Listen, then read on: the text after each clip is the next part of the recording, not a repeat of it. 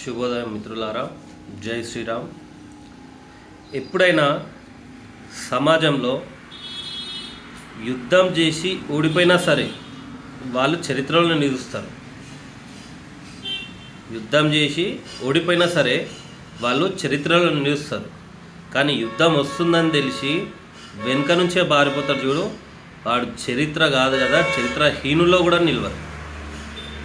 ఎందుకంటే ఒక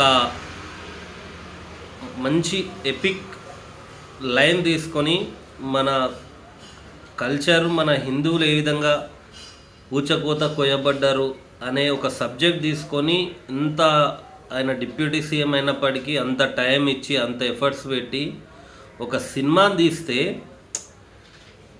ప్రతి ఒక్కడు లైట్ తీసుకుంటున్నాడు చూడండి. అది చాలా బాధాకరం.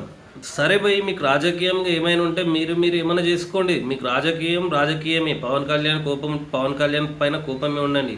అరే భయ్, మీరు తెలుగురా భయ్, హిందూ ఆ ట్యాగ్ కూడా మర్చిపోతుంది. పవన్ కళ్యాణ్ ఏ సినిమా తీస్తే మీరు వ్యతిరేకించుండి, నేను వద్దనా.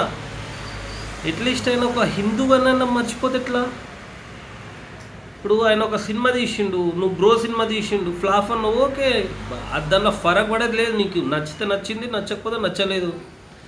బట్ ఒక హిందూ సినిమా మన హిందువుల గురించి, ఆ టైంలో హిందువులు ఎలా ఊచకోత కోయబడ్డారు, ఔరంగజేబ్ లాంటి వాళ్ళ లేకపోతే మొఘల్ సామ్రాజ్యంలో ఏ విధంగా ఊచకోత కోయబడ్డారని ఒక సబ్జెక్ట్ పైన ఒక లైన్ తీసుకొని ఒక మంచి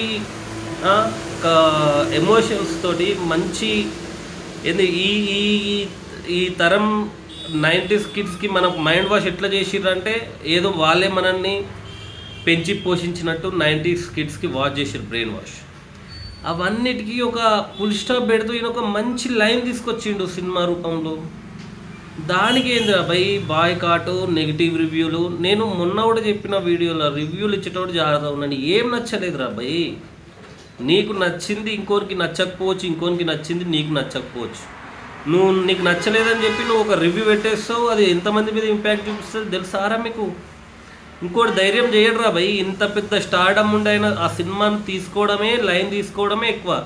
మీలాంటి చెత్తనా కొడుకుల వల్ల, మీలాంటి నెగిటివ్ రివ్యూల వల్ల ఆయన ఇంకొక స్టార్ ఎవరు దీని మీద డేర్ తీసుకొని ఇక మన చరిత్ర అట్లనే ఉండిపోతుంది. మీకు అర్థమవుతలేదురా ఇప్పటికైనా జర మేలుకోండి, సోయి పెట్టుండి, సిగ్గు తెచ్చుకోండి.